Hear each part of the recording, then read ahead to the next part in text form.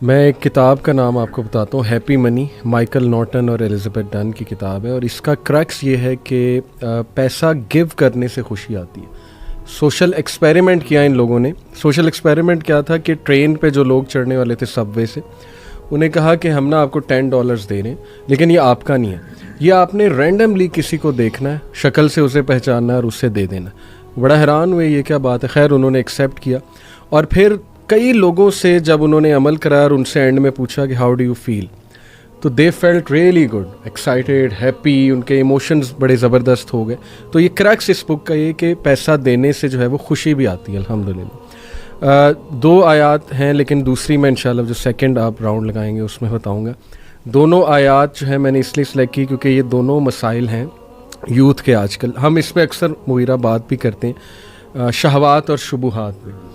شبہات کے حوالے سے یہ آیا ایکچولی ابن عباس رضی اللہ عنہ کی بھی فیوریٹ آیا ہے، اکارڈنگ ٹو اے نریشن۔ ایک صحابی نے ابن عباس سے پوچھا کہ آپ کی فیوریٹ آیا کون سی ہے،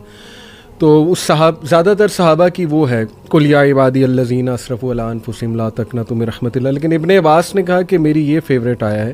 وہ صحابی بڑا حیران ہوئے کہ اس میں تو کیا ایسا مطلب ہے یہ موضوع ایسا کہ آپ کا فیوریٹ ہے؟ انہوں نے کہا اس میں ہوپ ہے، ہوپ فار دوز جنہیں وسوسے آتے ہیں، ڈاؤٹس آتے ہیں۔ تو آیت ہے ورس 260، وَإِذْ قَالَ إِبْرَاهِيمُ رَبِّ أَرِنِي كَيْفَ تُحْيِي الْمَوْتَى قَالَ أَوَلَمْ تُؤْمِنْ قَالَ بَلَىٰ وَلَكِنْ لِيَطْمَئِنَّ قَلْبِي۔ یہ آیت کی ٹرانسلیشن میں آپ کو بتاتا ہوں۔ And remember when Ibrahim said my lord show me how you give life to the dead, Allah responded do you not believe, Ibrahim replied yes I do but just so my heart can be reassured. تو الحمدللہ دیکھیں، میں ایک scholar کو بھی سن رہا تھا، انہوں نے کہا کہ اس میں ہوپ ہے ان لوگوں کے لیے کہ جن کو ڈاؤٹس آ جاتے ہیں۔ Not all doubts are wrong, some doubts obviously they can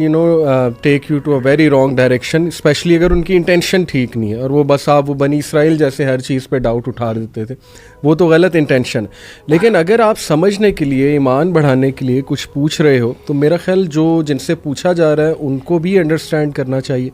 سب سے پہلے اس نے ذہنی دینا چاہیے کہ یار یہ سمجھنا چاہ رہے ہیں، اور جو پوچھنے والا ہے اس کو بھی میں سمجھتا ہوں ہوپ فل رہنا چاہیے کہ ایمان ڈاؤن ہو جاتا ہے، ڈاؤٹس آ جاتے ہیں، لیکن یہ کہ پوچھو، کیونکہ ابراہیم علیہ السلام دیکھیے وہ اللہ کو کہہ رہے ہیں کہ اللہ مجھے آپ دکھائیں، میں بس ایمان کی تقویت جو ہے وہ چاہتا ہوں۔ لیکن پوچھنے کا مقصد جو ہے وہ ڈاؤٹ نہیں ہے، نہ ہی شک ہے جی، لیکن انکریز ان فیتھ ہے، انکریز ان فیتھ ریزلٹ ہے اس کا۔ کے لیے انکریز کرنی، یعنی ابراہیم علیہ السلام کے اندر ذرہ برابر بھی شک نہیں تھا، ذرہ برابر بھی کسی قسم کا ڈاؤٹ کچھ نہیں تھا، لیکن صرف سوال کرنے کی نوعیت یہ تھی، یا سوال سے وہ چاہتے یہ تھے کہ ان کا ایمان اور بڑھے، تو یہ بھی ایک ہوتا ہے۔ اچھا، یہ جو تقاضا ہے نا، یہ 2 جگہوں پہ قرآن مجید میں ہوا ہے۔ ایک تو تقاضا یہ سیدنا ابراہیم علیہ السلام کے بارے سے، اور ایک سیدنا موسیٰ علیہ السلام کا بھی۔ اچھا، ایک قوم کی طرف سے بھی یہ تقاضا موجود ہے، سیدنا عیسیٰ علیہ السلام کی قوم نے کہا تھا کہ انزل علینا مائدۃ من السماء، ٹھیک ہے۔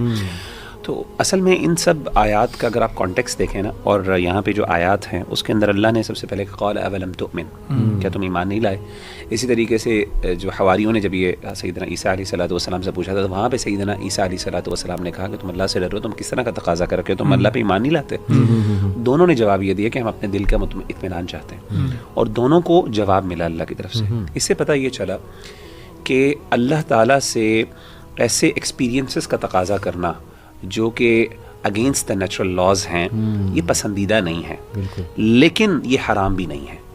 کہنے کا مطلب ہے کہ کئی دفعہ انسان کو اللہ کی طرف سے ری ایشورنس چاہیے ہوتی ہے کچھ نہ کچھ لیول پہ،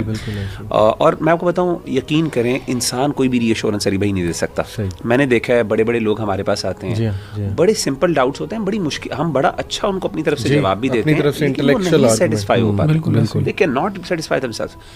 اس سے پتہ یہ چلتا ہے کہ معاملہ چونکہ دل کا ہوتا ہے نا، اور دل کا اختیار صرف اللہ کے، شرع صدر اللہ کے ہاتھ میں ہوتا ہے۔ اسی لیے جب تک اللہ کی مدد نہیں ہے، اللہ کی طرف سے انشراح نہیں پہنچے گا، فائدہ نہیں ہوگا۔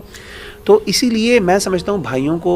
دیکھیں اللہ کے ساتھ اور آپ کا تعلق ہے نا، وہ ایک پرسنل تعلق ہے، آپ اللہ کے ساتھ جو مرضی باتیں کریں، آپ کا تعلق ہے، ہم اس میں کوئی انٹروین نہیں کرتا۔ یہ تقاضے اللہ سے کرنے میں ایز لانگ ایز اگر مقصد جیسے انہوں نے کہا کہ دین پہ شک نہیں ہے اور اطمینان ہے، تو ایمان بڑھانے کے اس دور میں خاص طور پہ میں سمجھتا ہوں اس دور میں جب اتنے ڈاؤٹس ہیں اتنے مسائل اور انسان اگر انفلوئنس ہو رہا ہے